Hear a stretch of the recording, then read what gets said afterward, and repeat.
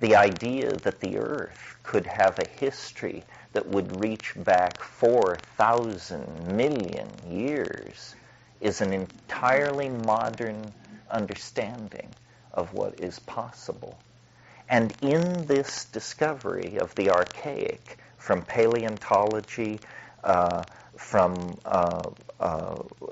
archaeology, also comes an awareness that much of the world, until very recently, has remained archaic, that tribal structures set in place at the melting of the last glaciers are in place today in many parts of the world, with very complex social structures, religious beliefs, theories of polity, medicine, so forth and so on.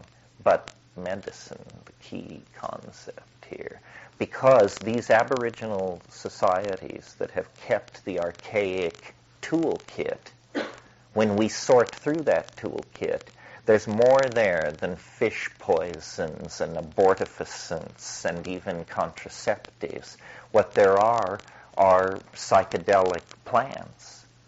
And again, those of us who have grown up with the assumption of psychedelic plants or even synthetic psychedelic chemistry tend to forget that this has all arrived on the plate of Western civilization in the last 100 years.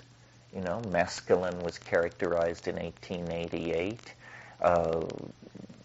harmine in 1928, LSD discovered in 37, not really known until after the war, psilocybin 53, DMT 56, everything made illegal in 66. These things are very new on the in the catalog of the artefactoria that we have looted from cultures around the world. And because they are illegal, very little is known about them. The issues raised in the 1960s around these substances have never been settled. The use of them was savagely repressed.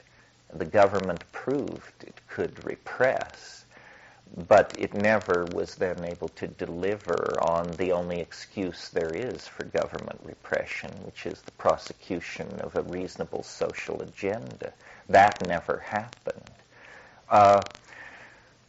But more is at stake here than American civilization and its attitude towards psychedelics. The whole of the 20th century is characterized by this nostalgia for the archaic.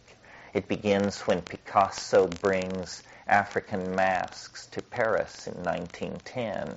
It even begins earlier than that, when Impressionism deconstructs the photographic realism of late Romanticism and instead turns everything into shimmering light and surfaces.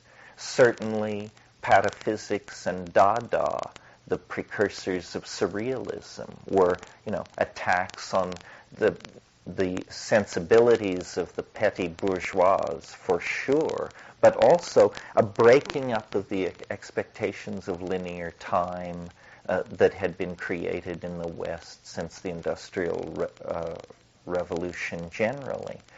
A whole bunch of things, we don't have to dwell on them, but jazz, abstract expressionism, sexual permissiveness, rock and roll, body piercing, house dancing, all of these things are characterized by a nostalgia for the archaic. And I think that this means we have come full circle. Merciliade said this, actually. He said, 20th century culture has the character of a terminal delirium.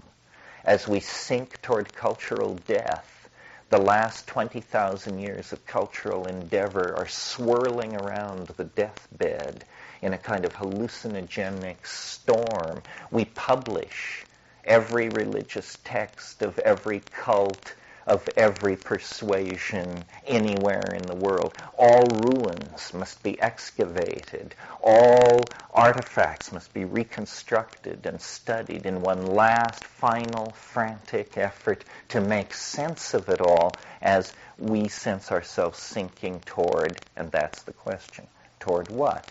Toward the yawning grave, toward the fate we probably richly deserve for the way we've conducted our culture over the past 5,000 years? Or, is there the equivalent of a deus ex machina in this story? Is the U.S. cavalry disguised as friendly extraterrestrials or God's avenging angelic horde about to sweep into this sad story and help us out?